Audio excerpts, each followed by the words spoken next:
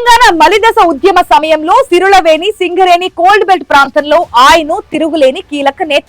ప్రత్యేక రాష్ట్ర ఆశయం కోసం ఆనాడు గులాబీ బాస్ పిలుపునివ్వడమే ఆలస్యం 2010లో తన ఎమ్మెల్యే పదవిని తృణప్రాయంగా భావించి రాజీనామా చేశారు.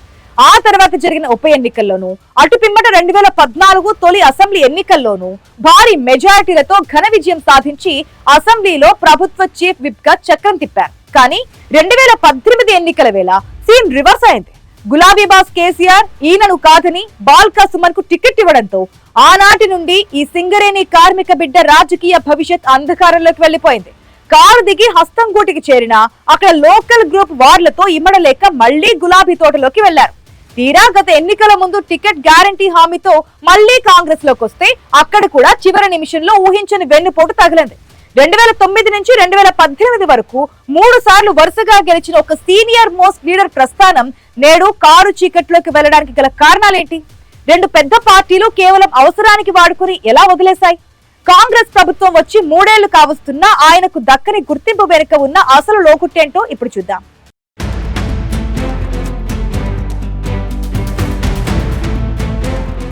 నల్లాల ఓదెలు ఉమ్మడి ఆంధ్రప్రదేశ్ రాజకీయాల్లోనే కాకుండా ప్రత్యేక తెలంగాణ ఉద్యమం చరిత్రలోనూ కోల్ బెల్ట్ ప్రాంతంలో ఈ పేరు అందరికీ సుపరిచితం.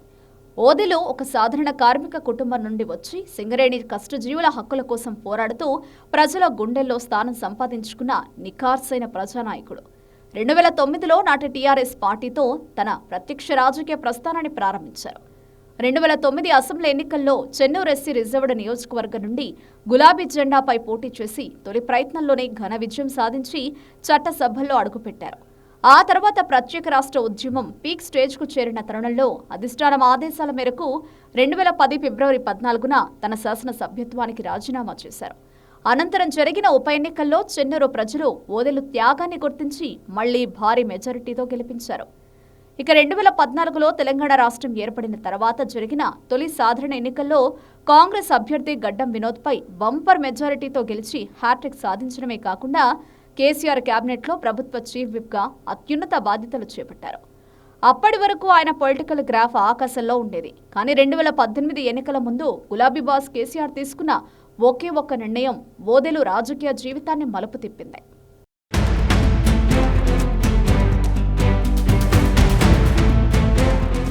2018 ముందస్తు అసెంబ్లీ ఎన్నికల్లో కేసీఆర్ సిట్టింగ్ ఎమ్మెల్యేగా ఉన్న ఓదెలను పక్కన పెట్టేసి పెద్దపల్లి ఎంపీగా ఉన్న బాల్కా సుమన్ కు చెన్నూరు టికెట్ కేటాయించడం ఓదెలు పతనావస్థకు నాంది పలికింది. ఆ సమయంలో తీవ్ర అసంతృప్తికి లోనైన ఓదెలను ప్రగతి భవన్ పిలిపించుకున్న కేసీఆర్ సుమను గెలిపించుకురా, నీకు అంతకంటే పెద్ద నామినేటెడ్ పదవి ఇస్తామని హామీ ఇచ్చారు. అధినేత మాటను శాసనంగా భావించే ఓదెలు తన స్వార్థాన్ని బాధను పక్కన పెట్టి రాత్రింబవళ్లు శ్రమించి బాల్కా సుమన్ గెలుపులో కీ రోల్ పోషించారు. కానీ ఎన్నికలు అయిపోయి వీఆర్ఎస్ అధికారంలోకి వచ్చాక కేసీఆర్ ఆ హామీని పూర్తిగా మర్చిపోయారు.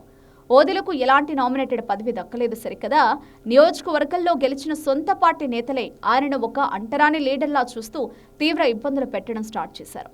ఎక్కడికి వెళ్లినా ప్రోటోకాల్ దక్కకుండా అవమానాలే మిగలడంతో ఓదెలు మానసికంగా కృంగిపోయారు.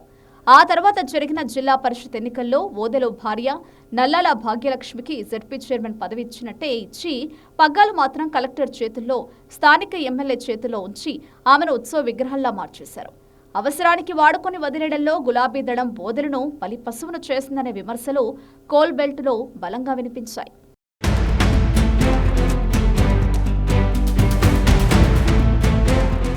వీఆర్ఎస్ పార్టీలో అవమానాలు భరించలేక చివరకు నల్లాల ఓదెలు దంపతులు 2022 మే 9న కారు దిగేసి ఢిల్లీ వెళ్లారు. AICC general secretary Priyanka Gandhi సమక్షంలో రేవంత్ రెడ్డి ఆధ్వర్యంలో హస్తం కండువ కప్పుకున్నారు. కానీ అక్కడ కూడా ఆయనకు జిల్లా కాంగ్రెస్ గ్రూప్ రాజకీయాలు, అంతర్గత విభేదాలు చుట్టుముట్టాయి. ఉమ్మడి ఆదిలాబాద్ కాంగ్రెస్ పెద్ద దిక్కులకు చెప్పకుండా పార్టీలో చేరారనే నెపంతో ఓదెలను ఇక్కడ ఒంటరిని చేశారు. దీంతో ఎటూ పాలుపోని స్థితిలో కేటీఆర్ స్వయంగా రాయబారం పంపడంతో మళ్లీ బీఆర్ఎస్ గూటికి చేరారు. కానీ అక్కడ పాత కక్షలతో ఆయనను మరింత అణగదొక్కే ప్రయత్నాలు జరిగాయి. ఇక 2023 అసెంబ్లీ ఎన్నికలు సమీపిస్తున్న తరుణంలో చెన్నూరు ఎస్సీ టికెట్ గ్యారంటీ ఇస్తామని గట్టి హామీతో కాంగ్రెస్ హైకమాండ్ మళ్లీ ఓదెలను సంప్రదించి పార్టీలోకి రప్పించింది. ఓదెలు కూడా ఈసారి ఎలాగైనా పోటీ చేసి గెలవాలనే పంతంతో గ్రౌండ్ మొత్తం సెట్ చేసుకున్నారు. కానీ ఎన్నికల నోటిఫికేషన్కు కేవలం 20 రోజుల ముందు బీజేపీ నుండి కాంగ్రెస్లోకి జంప్ చేసిన గడ్డం వివేక్ వెంకటస్వామికి కాంగ్రెస్ అధిష్టానం టికెట్ ఖరారు చేసింది. దీంతో ఓదెలకు మళ్లీ కోలుకోలేని వెన్నుపోటు తగిలింది. అయినప్పటికీ వివేక్ను గెలిపిస్తే రాష్ట్రంలో కాంగ్రెస్ అధికారంలోకి రాగానే నామినేటెడ్ పదవి ఇప్పిస్తామని రేవంత్ రెడ్డి పెద్దలు నమ్మబలికారు. ఓదెలు మళ్లీ తన బాధను గుండెల్లో దాచుకుని తనే అభ్యర్థి అనుకుని వివేక్ గెలుపు కోసం చెవటోడ్చారు.